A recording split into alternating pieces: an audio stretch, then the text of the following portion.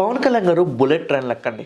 ఎందుకంటున్నానంటే ఈ మాట, జనసేన అధిపతి పవన్ కళ్యాణ్ నిర్ణయాల్లో చూపిస్తున్న వేగం బుల్లెట్ ట్రైన్ను తలపిస్తుంది.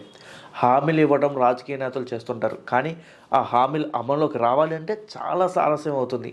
దానికి చాలా కారణాలు ఉంటాయి. కొన్ని మర్చిపోతుంటారు కూడా.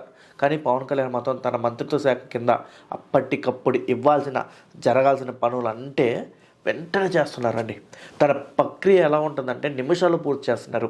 అది రోడ్లైనా వ్యక్తిగత సాయమైనా సరే బుల్లెట్ ట్రైన్ వేగంతో జరిగిపోతున్నాయి. అసలుకి ఆయన స్పందన చూస్తుంటే వావ్ అనిపిస్తుంది. నిమిషాల్లో రోడ్లు మంజూరు అవుతున్నాయి తెలుసా మీకు?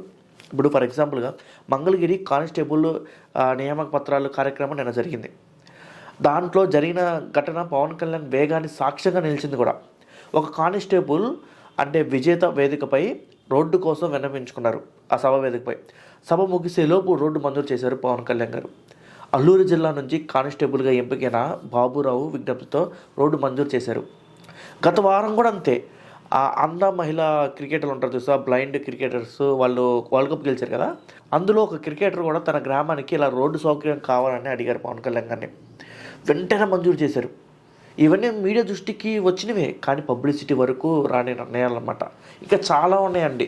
సాధారణంగా ప్రభుత్వం ప్రాసెస్ చాలా పెద్దది, ఒక పజిల్ అది. ఒక అభివృద్ధి పని మంజూరు కావాలంటే చాలా పెద్ద ప్రాసెస్ ఉంటుంది. అనేక మంది అధికారులు పరిశీలనలు ప్రతిపాదనలు పెట్టి ఆమోదించుకోవాలి. ప్రభుత్వంలో ఉండే ప్రాసెస్ అసలుకి చాలా పెద్ద గందరగోళంగా ఉంటుంది. ఇటీవల ప్రధాన కార్యదర్శులు సమావేశాల్లో కూడా చంద్రబాబు ఇలాంటి ప్రాసెస్పై అసహనం కూడా వ్యక్తం చేశారు. రాజ్యాంగాన్ని మనం మార్చుకుంటున్నాం కదా, కానీ పనికి మాలిన అడ్డంకుల్లో ఎందుకు, నిబంధనలు ఎందుకు మార్చుకోలేకపోతున్నాం అని ప్రశ్నించారు కూడా. ఇప్పుడు అలాంటి రూల్స్ అన్నిటినీ అధిగమిస్తూ పవన్ కళ్యాణ్ గారి మంత్రిత్వ శాఖ శరవేగంగా నిర్ణయాలు తీసుకుంటుంది.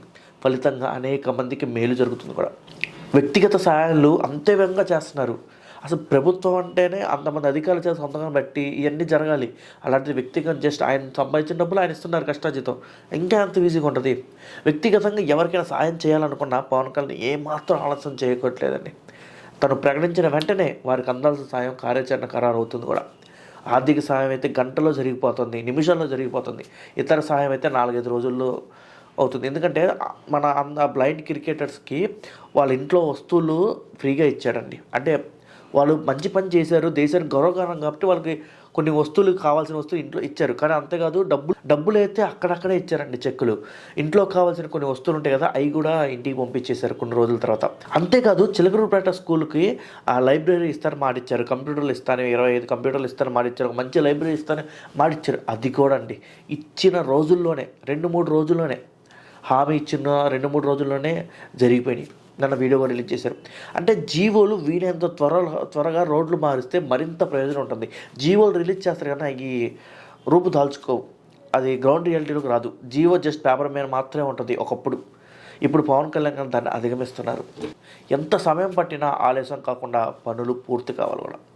సో ఎప్పుడు ఆగిపోకూడదు. నిధులు లేదా అధికార నిర్లక్ష్యం అంటూ కారణాలు కాకుండా అప్పుడు మాత్రం అలాంటి కారణాలు లేనప్పుడు మాత్రమే ఈ జీవోలకి విలువ ఉంటుంది, మనుషులకు కూడా విలువ ఉంటుంది. ఎందుకంటే మనుషులే కదా జీవోలు ఇచ్చేది.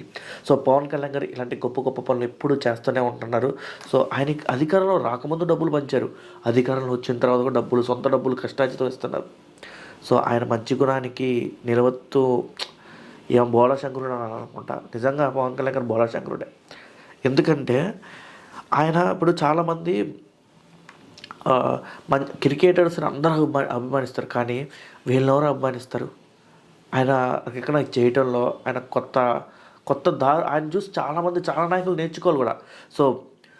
సో మీకు ఎలా అనిపించింది ఆయన నిర్ణయాలు? కింద కామెంట్ బాక్స్లో కామెంట్ చేయండి. అంతేకాదు ఈ వీడియోపై మీ అభిప్రాయాన్ని కామెంట్ బాక్స్లో కామెంట్ చేయండి. మళ్ళీ కలుద్దాం వేరే వీడియో.